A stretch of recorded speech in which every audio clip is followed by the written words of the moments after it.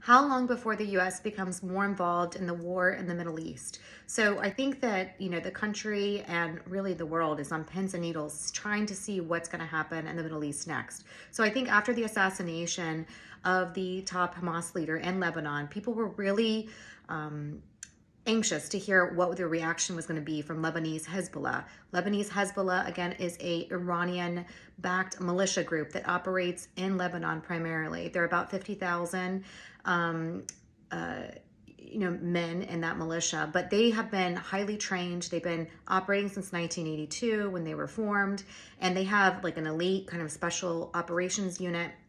So Israel kind of going after a Hamas leader in Lebanon was pretty significant.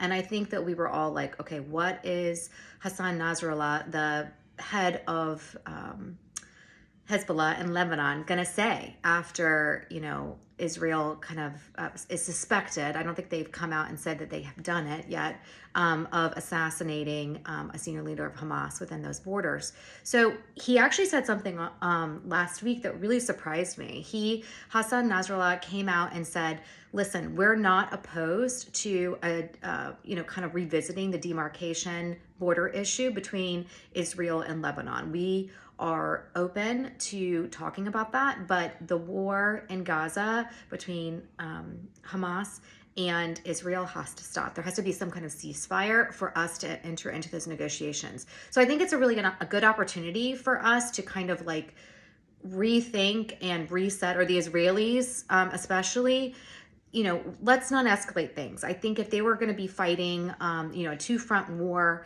against Hezbollah and against Hamas, they might be overstretched. And I'm saying that just because of the differences in how long Hezbollah has been operating. I'm not saying it's impossible, but it's probably not likely without US support. And I would love to not see our men and women have to get involved in another conflict in the Middle East.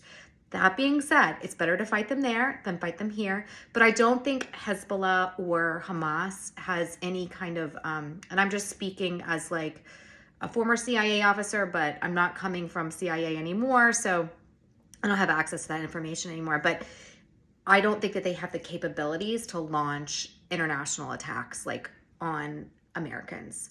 So I think it's kind of Israel's issue. And it's a matter of, do we want to come out? Do we want to support Israel? Do we want to, help wage this war with them? And I would love your thoughts on what you think.